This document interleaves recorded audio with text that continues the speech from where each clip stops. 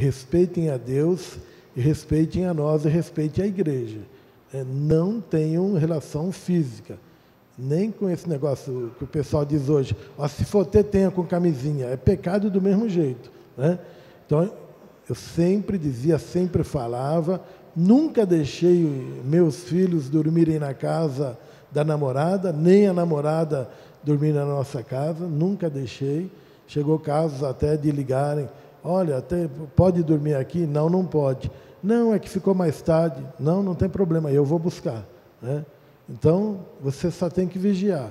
E chegou o tempo que os meus filhos me chamavam e falavam, ô papai, por favor, o senhor não tem confiança na gente? Nem vocês eu tenho. Eu não tenho confiança, é no que está dentro de vocês. Vocês são gente como todas as outras pessoas. Então, eu acho que essa questão, mas não é só cobrar, é você...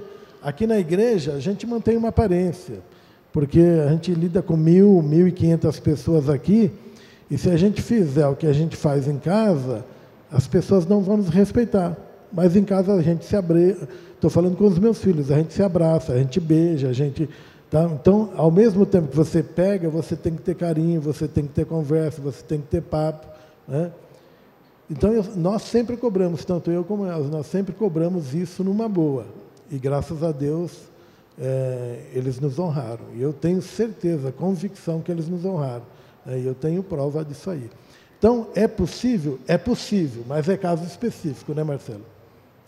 Você precisa ter uma família que tenha profundo temor de Deus e que interaja com os filhos, e os filhos com os pais. Aí é possível. O pastor citou que tinha já uma carreira, já tinha um trabalho, já tinha uma carreira em vista.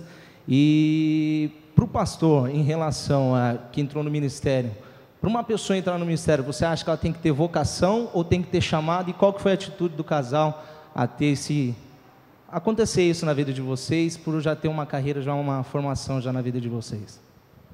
Eu acho que tem que ter um chamado.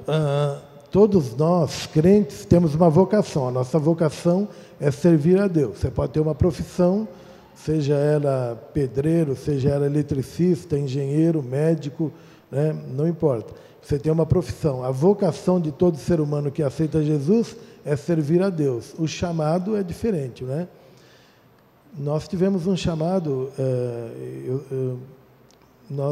eu venho de uma família super religiosa, né? A minha família, a minha tia, irmã da minha mãe, era freira, serviu na Europa mais de 10 anos como freira, né? Aqui no Brasil também. Meu irmão mais velho foi estudar para padre. Então, eu venho de uma família super religiosa, muito difícil.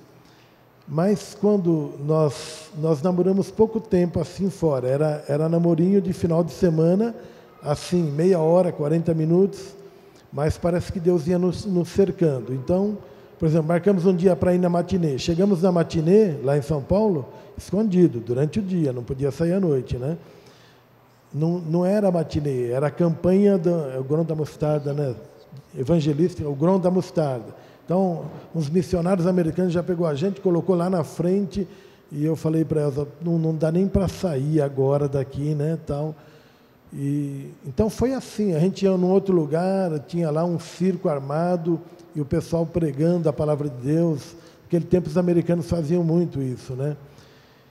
E foi...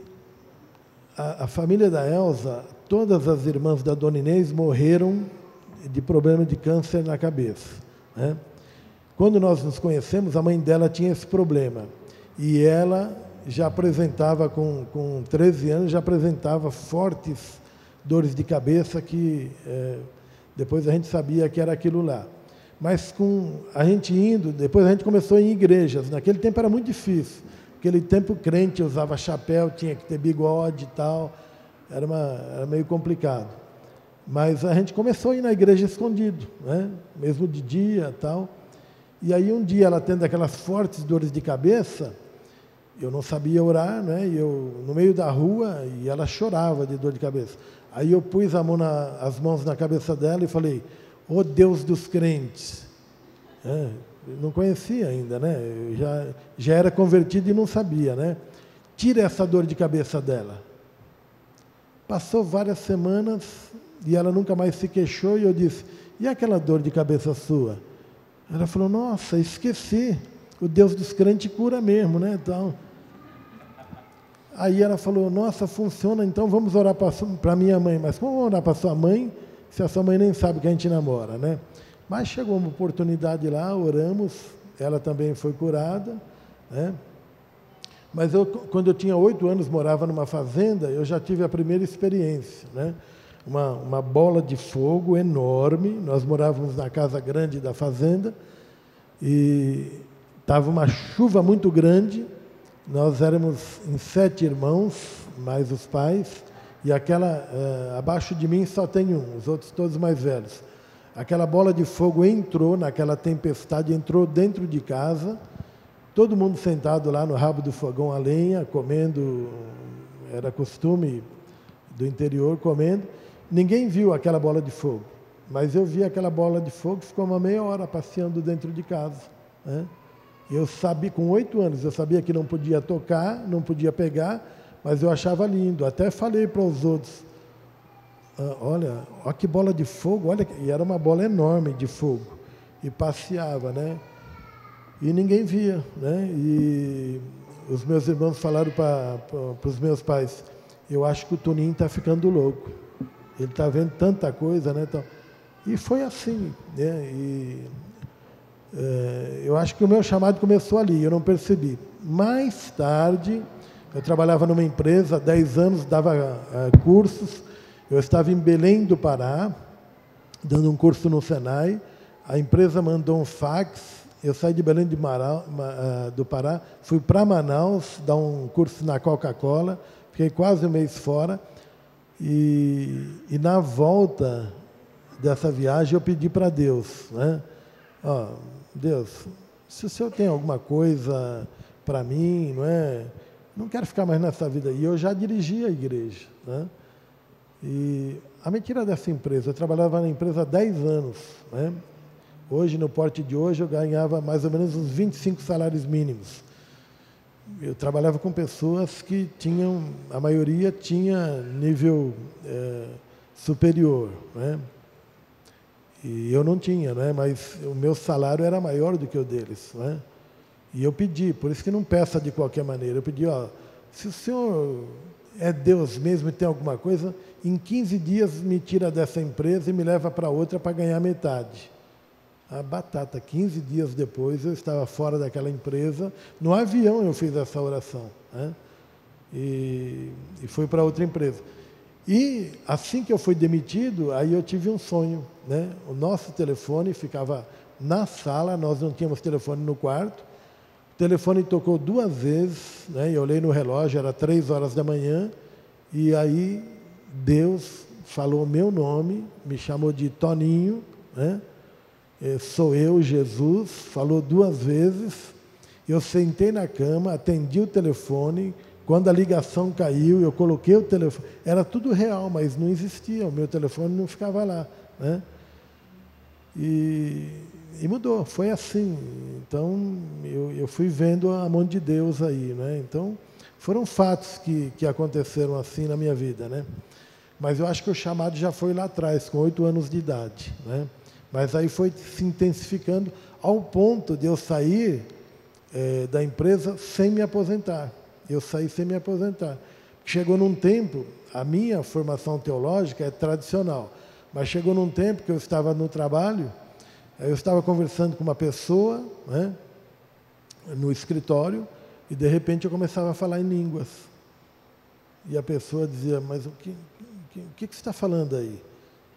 Eu ia para o banheiro, né, ia para a minha sala, falava com Deus. Deus, o que está acontecendo? Não me faz passar vergonha, né? Tal. Nesse tempo eu dirigi uma igreja tradicional, né? Então as coisas foram acontecendo, chegou num tempo que eu não pude mais ficar dentro da empresa, eu tive que sair, né? Porque eu ia falar e começava a sair normal, eu falava em línguas e tal. Mesmo numa empresa militar que eu trabalhei, por 7 anos eu desenvolvi um trabalho, a gente mandava fazer folhetos muito bem feitos, caríssimos, em árabe, e todo o armamento que a gente mandava para o Iraque, para a Arábia Saudita, toda a Transjordânia, a gente mandava todos aqueles folhetos nas caixas de ferramenta. Nunca tivemos alguma reclamação. Deus pegou alguém lá do outro lado que pegava e distribuía. A gente não sabe como, né? Então, foi desenvolvendo, foi normal. E um detalhe, eu nunca quis ser pastor, né? Eu fui porque não teve jeito, não.